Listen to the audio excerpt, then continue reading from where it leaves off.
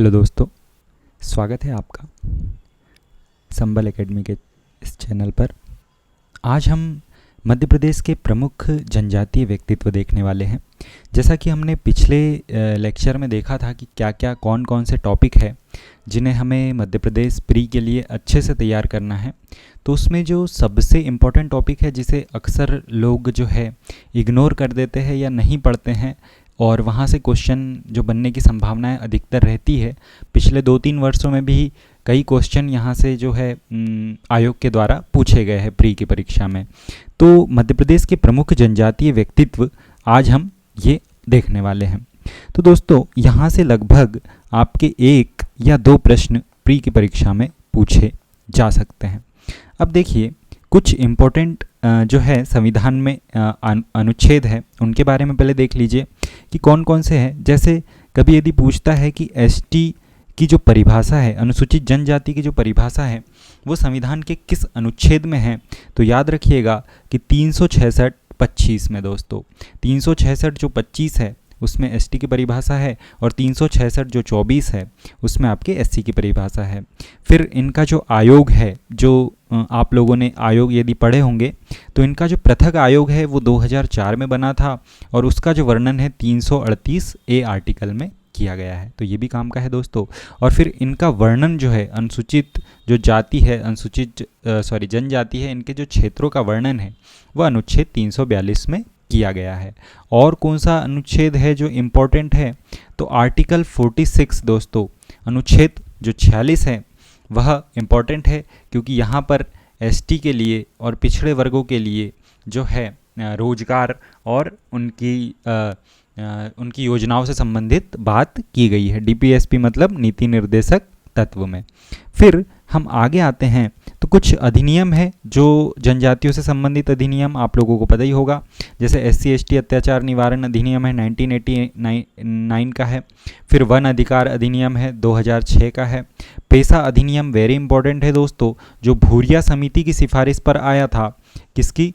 भूरिया समिति की सिफारिश पर जो अधिनियम आया था जिसके अध्यक्ष थे दिलीप सिंह भूरिया, और यह समिति 1994 में बनी थी और इसकी सिफारिश पर पेशा अधिनियम 1996 में आया। इसमें क्या प्रावधान किए गए थे, तो जो पंचायती राज वाला कानून है वह अनुसूचित जनजाति वाले क्षेत्रों में पूरी तरीके से लागू नहीं किया गया था। उसके लिए पेशा अधिनियम बनाया गया था और उस पेशा अधिनियम को जो जनजाति बाहुल्य राज्य है, 10 राज्य ऐसे हैं जहाँ पर जनजातीय जो क्षेत्र है वह अधिक है, इसलिए वहाँ पर पेशा अधिनियम लगाया गया है। मतलब वहाँ पर पंचायती राज के साथ साथ में पेशा अधिनियम के कानून भी चलते हैं। फिर कुछ योजनाएं हैं, तो योजनाएं आप लोग अलग से हम लोग वीडियो बना देंगे, वहाँ पर आप लोग पढ़ सकते हैं। अब दोस्तों देखते हैं, सबसे पहला जो हमारा इम्पोर्टेंट है वह है रानी दुर्गावती। रानी दुर्गावती जो है यह पहली जनजातीय व्यक्तित्व हम देख रहे हैं, इसमें सबसे इम्पोर्टेंट है। तो ये इनके बारे में याद रखिएगा कि यह चंदेल वंश की पुत्री थी और गोंड शासिका थी दोस्तों। कैसे? क्योंकि दलपत शाह जो कि संग्राम शाह के पुत्र थे उनसे इनकी शादी हो गई थी और कुछ समय बाद जब दलपत शाह की मृत्यु हो जाती है तो शासन की बागडोर दुर्गावती के हाथ में आ जाती है और यह अपनी राजधानी चौरागढ़ स्थानांतरित कर देती है।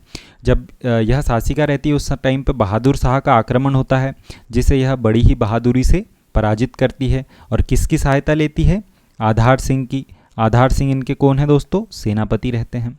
फिर आसफ खां का आक्रमण होता है 1564 में आपका, और उसी टाइम पे इनकी जो है मृत्यु हो जाती है दोस्तों। और इन्होंने क्या क्या काम करवाए थे, तो रानी ताल, आधार ताल का निर्माण कराया था जो कि जबलपुर में है, आप लोगों को पता ही होगा। और इनकी समाधि भी आप लोगों को पता होगा कहाँ पे है, तो जबलपुर में इनकी समाधि है, बरेला ग्राम में। फिर आगे चलते हैं दोस्तों, तो इनकी समाधि कहाँ है? बरेला ग्राम। आगे चलते हैं, अगली जो शासिका है हमारी वो है रानी अवंती बाई। रानी अवंती बाई का संबंध लोधी वंश से था। लोधी वंश से संबंधित शासिका है। मनखेड़ी ग्राम सिवनी में इनका जन्म हुआ है और मंडला के राजा विक्रमादित्य से इनका विवाह होता है दोस्तों। किससे होता है? मंडला के राजा विक्रमादित्य से। और 1857 की जो लड़ाई होती है उसमें बड़ी ही बहादुरी से लड़ती है। किसके बाद इनका युद्ध चालू होता है तो आप लोग जानते हैं, शंकर शाह और रघुनाथ शाह जो थे, इस शंकर शाह और रघुनाथ शाह जब उन्हें तोप से उड़ा दिया जाता है, उसके बाद रानी अवंतीबाई जो है विद्रोह करती हैं। फिर देवहारगढ़ के जंगलों में युद्ध होता है अंग्रेज़ों से, और वहाँ पर जो रानी है वह शहीद हो जाती है 20 मार्च 1858 को। तो पहले तो यह अंग्रेज़ों को एक युद्ध में हराती है जब यह आक्रमण करती है वहाँ पे, जो रामगढ़ का इनका किला होता है वहाँ से अंग्रेज़ों को भगा देती हैं। लेकिन बाद में जब युद्ध वापस से अंग्रेज अपनी सेना लेकर के आते हैं, वापस से आक्रमण करते हैं, तब यह पराजित हो जाती हैं और जो है इनकी मृत्यु हो जाती है। इनकी समाधि के बारे में देखिएगा दोस्तों कि इनकी समाधि कहाँ पर है, और बताइएगा कमेंट में कि रानी अवंतीबाई की समाधि कहाँ पर बनी हुई है। अगले जो शासक है दोस्तों, गोंड शासक जो है संग्राम शाह। संग्राम शाह वेरी इंपॉर्टेंट है। इन्हें संग्राम शाह की उपाधि जो है वह बहादुर शाह के द्वारा दी गई थी। गुजरात के शासक थे बहादुर शाह, इनके द्वारा इन्हें संग्राम शाह की उपाधि दी गई थी। इनका जो पुराना नाम था वो था दोस्तों आमण दास। ठीक है, इन्होंने 52 गढ़ों की स्थापना करी थी और इसी के कारण इन्हें 52 गढ़ाधिपति की उपाधि दी थी दोस्तों। क्या कहा जाता है इन्हें? 52 गढ़ाधिपति की उपाधि भी दी गई है संग्राम शाह को। और इन्होंने अपना एक संस्कृत में ग्रंथ की रचना की थी, बहुत ही विद्वान थे ये। तो संस्कृत में इन्होंने एक ग्रंथ की रचना की थी, और उस जो ग्रंथ है, संस्कृत में इन्होंने ग्रंथ की रचना की थी और उस ग्रंथ का नाम था दोस्तों रस रत्न माला। ठीक है, तो ये भी याद रखिएगा, इंपॉर्टेंट फैक्ट है, पूछ सकता है। तो कैसे याद रखेंगे कि संग्राम शाह जो कि गोंड शासक थे, उनका जो उन्होंने किस ग्रंथ की रचना की थी? तो रस रत्न माला ग्रंथ की रचना की थी। फिर मदन महल का निर्माण इन्होंने कराया और संग्रामपुर नगर, तो ये तो आपको याद ही रहेगा, मदन महल का आप याद रखिएगा। तो क्या क्या याद रखना है इनके बारे में कि 52 गढ़ों की स्थापना, आमण दास इनका नाम था। ऐसा पूछ सकता है कि निम्न में से किस शासक का नाम आमण दास था, और फिर आपको 4 ऑप्शन दे देगा, संग्राम शाह, दलपत शाह, हृदय शाह। तो आपको बताना पड़ेगा कि संग्राम शाह। तो ऐसे थोड़ा डीप में प्री में पूछा जाता है एमपी की जनजातियों से, एमपी के व्यक्तित्व से, तो थोड़ा सा याद रखिएगा। चलते हैं दोस्तों आगे, और अगले हैं हमारे शासक शंकर शाह और रघुनाथ शाह। शंकर शाह रघुनाथ शाह के नाम से आप परिचित होंगे। ये जो है रानी दुर्गावती के वंशज होते हैं। 1857 की क्रांति में भाग लेते हैं और कोशिश करते हैं विद्रोह करने की, लेकिन ये पकड़ा जाते हैं, और जब पकड़ा जाते हैं तो 18 सितंबर 1857 को इन्हें तोप के मुंह के सामने बांध करके उड़ा दिया जाता है। और इसी के बाद फिर रानी अवंतीबाई दोस्तों जो विद्रोह करती हैं। तो यहाँ से भी प्रश्न पूछ सकता है, तो ये याद रखिएगा कि ये शंकर शाह रघुनाथ शाह जो है गोंड शासक है, और मंडला के क्षेत्र से इन्होंने 1857 की क्रांति में विद्रोह किया था। इसके बाद जो अगली जो शासिका है, शासिका नहीं, अब कुछ प्रमुख व्यक्तित्व और है, वर्तमान के जो प्रमुख व्यक्तित्व हैं उनके बारे में थोड़ा देख लेते हैं जल्दी से। जैसे पहले जो है दोस्तों भूरीबाई वेरी इंपॉर्टेंट, पिटोल ग्राम झाबुआ से इनका संबंध है। पिथौरा चित्रकला दोस्तों, पिथौरा चित्रकला के बारे में पढ़िएगा, इसे गूगल पर देखिएगा कैसी क्या चित्रकला होती है, बहुत अच्छा लगेगा आपको। ये क्यों इम्पोर्टेंट है? क्योंकि हाल ही में पिछले ही साल पद्मश्री मिला है भूरीबाई को 2021 में, तो ये इसलिए इम्पोर्टेंट बन जाती है। और इसके पहले भी इन्हें 3 अवार्ड मिल चुके हैं, इसीलिए भी यह आपको याद रखना है। क्यों? क्योंकि इन्हें अभी पद्मश्री मिला है। और इसके पहले कौन कौन से सम्मान मिले तो वो भी याद रख सकते हैं आप। शिखर सम्मान 1986 में, अहिल्या सम्मान 1998 में, और रानी दुर्गावती पुरस्कार जो है 2009 में इन्हें दिया गया था। अब देखिए, शिखर सम्मान 1986 में 2-3 लोगों को दिया गया था। एक तो भूरीबाई को दिया गया था, और दोस्तों, और 2 लोगों को जो है शिखर सम्मान दिया गया था। एक पेमा फाल्या को भी 1986 में, अभी आगे हम देखेंगे, पेमा फाल्या को भी 1986 में शिखर सम्मान दिया गया था, और एक जंगड़ सिंह श्याम को 1986 में दिया गया था। एक कंफर्म अभी हो जाएगा आगे, ठीक है। तो ये भूरीबाई, क्या क्या याद रखेंगे? पिथौरा चित्रकला से संबंध है इनका, पद्मश्री मिला है 2021 में, वेरी इंपॉर्टेंट फैक्ट है, ये याद रखिएगा। और शिखर सम्मान 1986 में इन्हें दिया गया। कहाँ से संबंधित है, किस जिले से संबंधित है? तो झाबुआ जिले से ये संबंधित है। फिर आते हैं अगले हम जमुना देवी पर। जमुना देवी वेरी इंपॉर्टेंट दोस्तों, जमुना देवी, धार, सरदारपुर, इन्हें बुआ जी के नाम से जाना जाता है। इंपॉर्टेंट फैक्ट है, बुआ जी के नाम से प्री में पूछा जा सकता है कि बुआ जी के नाम से किस शासिका को जाना जाता है, किस महिला को जाना जाता है? जमुना देवी को, जो कि प्रथम महिला उप मुख्यमंत्री भी रही है और प्रथम महिला नेता प्रतिपक्ष भी रही है, और जिन्हें 2001 में दोस्तों भारत ज्योति सम्मान भी दिया गया, और झाबुआ से जो 6 बार विधानसभा जो है सदस्य रह चुकी है। 2010 में इनकी मृत्यु हुई थी। तो क्या क्या याद रखना है? एक तो आपको याद रखना है इनका कि इसने बुआ जी के नाम से जाना जाता है, प्रथम महिला जो है उप मुख्यमंत्री रही है, ये डिप्टी सीएम रही है, और प्रथम महिला नेता प्रतिपक्ष भी ये जमुना देवी रही है। तो इस तरीके से ये 2-3 फैक्ट आपके बहुत इंपॉर्टेंट हो जाते हैं। कहाँ से यह जो है विधायक रही है, तो झाबुआ से, और कहाँ इनका जन्म हुआ है, तो सरदारपुर, धार। ठीक है दोस्तों, सरदारपुर में अभ्यारण्य भी है, पक्षी अभ्यारण्य, आप लोग जानते होंगे, तो वह भी याद रखिएगा। अगला चलते हैं दोस्तों, पेमा फाल्या। पेमा फाल्या भी पिथौरा चित्रकला से संबंधित है, अलीराजपुर जिले से बिलोंग करते हैं ये। 1986 में इन्हें भी शिखर सम्मान मिला। ये क्यों इंपॉर्टेंट बन जाते हैं? क्योंकि थोड़े समय पहले ही इन 2020 में ही इनकी मृत्यु हुई है, तो इन्हें भी पूछ सकता है किस चित्रकला से संबंधित है, किस जिले से संबंधित है, कौन से पुरस्कार दिए गए। तो 2017 में याद रखिएगा तुलसी सम्मान, और 1986 में इन्हें जो है शिखर सम्मान दिया गया दोस्तों। अब आगे हम आते हैं, अगले जो है आपके दिलीप सिंह भूरिया। दिलीप सिंह भूरिया दोस्तों इसीलिए इम्पोर्टेंट है क्योंकि 2 कमेटी बनाई गई थी सरकार के द्वारा, तो उसमें इन्हें ही अध्यक्ष बनाया गया था। एक तो भूरिया कमेटी बनी थी 1994 में, जिसके आधार पर पेशा अधिनियम बना था 1996 में। तो ये इम्पोर्टेंट है, पेशा अधिनियम के प्रावधान भी आप लोग पढ़ लीजिएगा, बहुत ज़रूरी है। जब यहाँ पे पंचायती राज में करवाऊँगा तो वहाँ पे प्रावधान आपको बता दूँगा। फिर तेंदुपत्ता नीति बनाने के लिए एक कमेटी बनाई थी दोस्तों, उसमें भी इन्हें ही अध्यक्ष बनाया गया था। तो दिलीप सिंह भूरिया इंपॉर्टेंट व्यक्तित्व आपके हो जाते हैं। अगले है गज्जन सिंह कोरकू। तो ये जानते ही आप, बैतूल जिले घोड़ाडोंगरी जंगल सत्याग्रह से इनका संबंध रहा था। टंट्या भील को थोड़ा सा देख लीजिए, इन्हें टंट्या मामा तो कहा ही जाता है। खंडवा के वीरीग्राम में इनका जन्म हुआ है। भील जनजाति इनकी देवता की तरह पूजा करते हैं। गुरिल्ला युद्ध पद्धति जो थी दोस्तों, गुरिल्ला युद्ध पद्धति के ये माहिर व्यक्ति थे गुरिल्ला युद्ध पद्धति में। फिर ये important fact, Indian robin hood की उपाधि इन्हें, या इंडियन रॉबिन हुड की उपाधि इन्हें दी गई है, और इनके नाम पर मध्य प्रदेश सरकार टंट्या भील सम्मान देती है। 1 लाख रुपए की राशि देती है। पहला जो है राजा राम मौर्य को दिया गया था। और इनकी समाधि कहाँ है दोस्तों टंट्या भील की? तो पाताल पानी महू में इनकी समाधि बनी हुई है। क्या क्या फैक्ट हो गए टंट्या भील के? सबसे इंपॉर्टेंट तो कि इन्हें इंडियन रॉबिन हुड कहा जाता है दोस्तों। क्या याद रखोगे आप कि इन्हें इंडियन रॉबिन हुड कहा जाता है। फिर इनके नाम पर टंट्या भील सम्मान जिसकी राशि 1 लाख रुपए है। और ये पहला जो है, ये पहला सम्मान किसे दिया गया था? तो राजा राम मौर्य को दिया गया था। ठीक है, तो ये इतने इंपॉर्टेंट फैक्ट। समाधि भी याद रखिएगा, पाताल पानी में इनकी समाधि है।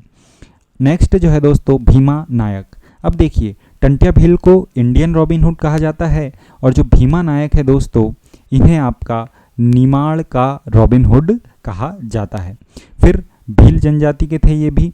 सेंधवा बड़वानी में इनका जन्म हुआ, खरगोन में इनका जन्म हुआ था। पंचमोहली सेंधवा से इनका संबंधित है, सेंधवा में इनकी कार्यस्थली रही थी। 1857 के अंबापानी के युद्ध से भीमा नायक और खाज्या नायक दोनों का संबंध है। खाज्या नायक को उसी युद्ध में मार दिया जाता है, और भीमा नायक को जो है यहाँ से ये भाग निकलते हैं, और 1868 में ये सरकार के पकड़ में आते हैं जब इनको काला पानी की सज़ा दी जाती है। और 1876 में दोस्तों अंडमान में ही इनको फांसी दे दी जाती है। और इनकी जो समाधि है वो है धुआवा बड़वानी में। अंडमान में जो है इन्हें फांसी दी गई और समाधि बनाई गई धुआवा से। तो इस तरीके से भी याद रख सकते हो आप। ठीक है, फिर क्या क्या याद रखोगे भीमा नायक के बारे में? सबसे इंपॉर्टेंट, निमाड़ का रॉबिन हुड कहा जाता है इन्हें। क्या कहा जाता है दोस्तों? निमाड़ का रॉबिन हुड, वेरी इंपॉर्टेंट। तो इंडियन रॉबिन हुड यदि पूछेगा तो टंट्या भील क्योंकि बड़े हैं, और भीमा नायक छोटे हैं इसलिए इन्हें निमाड़ का रॉबिन हुड कहा जाता है। अगले जो है खाज्या नायक। खाज्या नायक भी जो है यह भी भील पलटन से संबंधित है। 1857 की क्रांति के अम्बापानी के युद्ध में इन्होंने भी भाग लिया, लेकिन जेम्स आउट्रम के द्वारा इन्हें गोली से मार दिया जाता है। और इनका जो जन्म है दोस्तों सांगली गांव बड़वानी में हुआ था। तो ये आपके भीमा नायक और ये आपके खाज्या नायक, तो याद रखिएगा दोनों को। फिर एक इंपॉर्टेंट आती है दोस्तों जोधैया बाई बेगा, इनसे परिचित होंगे। ये चित्रकारी में माहिर है और इटली के मिलान शहर में इनकी जो है प्रदर्शनी आयोजित की गई थी। और इनका संबंध किस जिले से है? तो उमरिया जिले से है। यह भी याद रखिएगा, किस जिले से है? तो उमरिया जिले से है। तो जोधैया बाई बेगा चित्रकार है। इटली के मिलान शहर में इनकी प्रदर्शनी आयोजित की गई थी इनके चित्रों की। दोनों कथन याद रखिएगा। डायरेक्ट प्रश्न बन सकता है दोस्तों कि इटली के मिलान शहर में किसकी प्रदर्शनी हाल ही में आयोजित की गई? तो जोधैया बाई बेगा की। फिर है फग्गन सिंह कुलस्ते, ये मंडला से संबंधित है। मंडला से 6 बार सांसद रह चुके हैं और वर्तमान में केंद्रीय राज्य मंत्री है। तो जनजातीय व्यक्तित्व है इसीलिए इंपॉर्टेंट है। फग्गन सिंह कुलस्ते पूछ सकता है किस क्षेत्र से सांसद रह चुके हैं? तो मंडला से। और कांतिलाल भूरिया के बारे में पूछेगा कहाँ से सांसद रह चुके हैं? तो झाबुआ से। ठीक है, तो इस तरीके से आप याद रखिएगा दोनों के बारे में।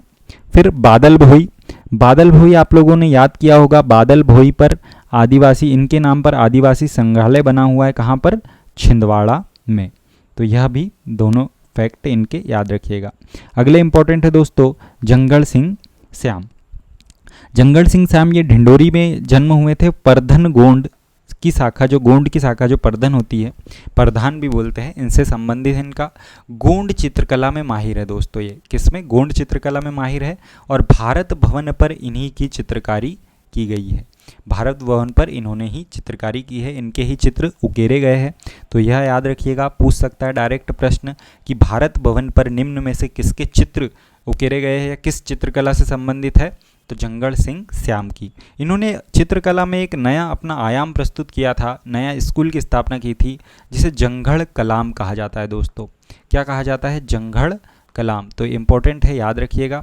इनका देहांत 2001 में जापान के संग्रहालय में हो गया था। तो यह भी पूछा जा सकता है कि किस जनजातीय व्यक्ति का देहांत जो है वह जापान के संग्रहालय में हो गया था? तो याद रखिएगा जापान के संग्रहालय में जंगल सिंह श्याम की मृत्यु हो गई थी। ठीक है, इन्होंने जो है अपने चित्रों में सर्वप्रथम कागज और कैनवास का उपयोग किया था। तो ये आपके इंपॉर्टेंट जंगल सिंह श्याम, जिनकी भारत भवन पर चित्रकारी है। कहाँ पर दोस्तों? भारत भवन पर। तो दोनों फैक्ट इंपॉर्टेंट है, याद रखिएगा। नेक्स्ट है दोस्तों झलकारी बाई। झलकारी बाई से आप लोग परिचित होंगे, बीच में छूट गया था तो मैंने इधर नीचे लिख दिया इनको। झलकारी बाई कोरी समाज से संबंधित है दोस्तों। और इनका जो जन्म है भोजला गांव हुआ था, भोजला गांव झांसी में जन्म हुआ। और ये इंपॉर्टेंट इसीलिए बन जाती है क्योंकि भोपाल में इनकी प्रतिमा बनाई जा रही है। तो भोपाल में निम्न में किसकी प्रतिमा बनाई जा रही है पूछता है, तो आपको लगाना है झलकारी बाई की प्रतिमा। ठीक है, तो याद रखेंगे आप झलकारी बाई को, भोपाल में इनकी प्रतिमा स्थापित की जा रही है। फिर लाल पद्मधर सिंह जो है ये भी स्वतंत्रता सेनानी है, रीवा जिले से संबंधित है। 1942 में जो भारत छोड़ो आंदोलन हुआ था उसमें इन्होंने भूमिका निभाई थी। तो डायरेक्ट प्रश्न बन सकता है लाल पद्मधर सिंह का संबंध किस जिले से है? तो आप लोग याद रखेंगे रीवा जिले से है। फिर धीर सिंह भी ऐसे ही 1857 की क्रांति के क्रांतिकारी है, जिनका संबंध भी रीवा जिले से है। और राजा नरेश चंद्र से आप लोग परिचित होंगे, जो मात्र 13 दिन के लिए सीएम बने थे और इन्हें पहले जनजातीय मुख्यमंत्री रहने का गौरव भी प्राप्त हुआ। और ये रायगढ़ जिले से संबंधित है। रायगढ़ कहाँ आता है दोस्तों? छत्तीसगढ़ में। ठीक है, तो राजा नरेश चंद्र को भी याद रखिएगा। और लास्ट में है दोस्तों आदिवासियों के मसीहा ठक्कर बाबा के नाम से जिन्हें जाना जाता है, और इनका नाम है अमृतलाल विट्ठलदास ठक्कर। तो ये वेरी इंपॉर्टेंट है आपके, अमृतलाल विट्ठलदास ठक्कर। इन्होंने सर्वेंट ऑफ सोसाइटी की गुजरात में जो है स्थापना की थी। तो इस तरीके से हमने सारे जनजातीय व्यक्तित्व के बारे में देख लिया। ठीक है, तो जो इम्पोर्टेंट है दोस्तों उन्हें आप ज़रूर याद रखिएगा। जैसे इम्पोर्टेंट जो आर्टिकल है जनजातियों के उन्हें याद रखिएगा। फिर उसके बाद रानी दुर्गावती के बारे में हमने देखा, उन्हें याद रखिएगा क्या क्या इंपॉर्टेंट इनके कथन हो सकते हैं। और इस वीडियो को यदि 1-2 बार आप देख लेंगे तो आपके सारे जो फैक्ट हैं वो अच्छे से रिवाइज हो जाएंगे। जैसे जो कुछ चीज़ें इंपॉर्टेंट है वो मैं आप लोगों को एक बार बता देता हूँ। जैसे बहुत इंपॉर्टेंट है, प्रश्न बन सकता है क्योंकि 2021 में ही इन्हें पद्मश्री का अवार्ड मिला है। तो पुराने जो इनके पुरस्कार है वह भी पूछे जा सकते हैं, तो उन्हें याद रखिएगा। फिर जमुना देवी का पूछा जा सकता है दोस्तों, जमुना देवी की बुआ जी के नाम से कौन प्रसिद्ध है, तो जमुना देवी को याद रखिएगा। फिर पेमा फाल्या इंपॉर्टेंट है, दिलीप सिंह भूरिया याद रखिएगा, गज्जन सिंह कोरगू को आप लोग जानते हैं, टंट्या भील याद रखिएगा, इंडियन रॉबिन हुड, और यदि भीमा नायक पूछता है दोस्तों तो आप लोग क्या लगाएंगे, निमाड़ का रॉबिन हुड।